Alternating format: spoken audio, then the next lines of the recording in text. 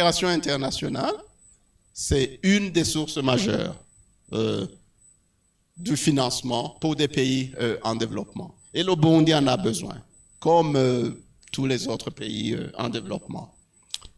D'ailleurs, historiquement, c'est la plus importante source de ressources extérieures au Burundi. Évidemment, c'est une ressource qui est aussi volatile, parce que des fois, la personne qui donne ces ressources, c'est-à-dire la coopération, le partenaire du Burundi, il prend ses décisions, des fois pour des motifs politiques, pas nécessairement économiques. Il faut en être conscient et puis savoir comment travailler avec lui. Ça, c'est le montant de l'aide publique au développement par rapport au revenu national brut. Et ce que j'ai dit, par exemple, vous allez voir que ça suit à peu près les cycles politiques. Quand il y a des événements politiques importants, ici, je crois, c'est 1996, il y a une chute drastique de l'aide publique au développement. Vous savez tout ce qui s'est passé en 1996. Et puis, il y a eu Arusha, il y a eu les accords. Voilà, ça monte de manière très importante. Et puis, il y a eu d'autres événements politiques en 2010. Ça chute. 2015, ça chute. Et on en est ici maintenant. C'est donc il faut la comprendre. Il faut comprendre comment ça se passe. Et puis, pour pouvoir en tirer un maximum de profit. Une autre source de financement possible, c'est les IDE, les investissements directs étrangers. Je ne sais pas s'il y a un pays qui peut se développer sans IDE, sans investissement direct étranger. Pourquoi? Parce que les investisseurs étrangers, ce n'est pas que de l'argent qu'ils viennent proposer.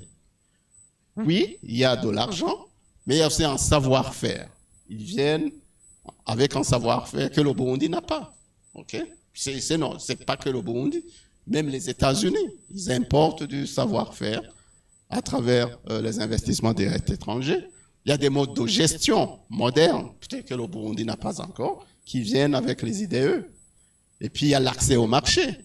Les investisseurs étrangers qui viennent investir ici, ils connaissent mieux les marchés d'exportation que les Burundais qui sont ici. Donc pour moi, il faudrait franchement beaucoup travailler sur cet aspect des investissements directs étrangers, parce que maintenant, je vais vous montrer encore une fois les chiffres. Les IDE au Burundi sont insignifiants, sont presque nuls, privant le pays de cette importante source de financement. Voilà les montants en dollars investis des IDE au Burundi depuis 1972. Ici, ça commence en 72. Vous voyez que ça tourne autour de zéro. C'est presque nul. Il faut travailler là-dessus. Il faut attirer les investisseurs étrangers. Voilà en comparaison avec les pays de la sous-région. Bon, la courbe noire, c'est le Burundi. Comme je dis, c'est presque zéro. Mais regardez, par exemple, la Tanzanie. Ça, c'est en millions de dollars. Ça, c'est donc 2 milliards. Par exemple, cette année, en 2010. Voilà le Rwanda, c'est presque 500 millions ici. La courbe bleue, c'est l'Ouganda. Voilà. Voilà, les autres pays sont quand même assez dynamiques.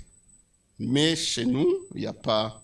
Voilà, donc, on a peut-être un exemple, si on veut peut-être voir qu'est-ce que la Tanzanie a fait pour pouvoir attirer autant d'investissements.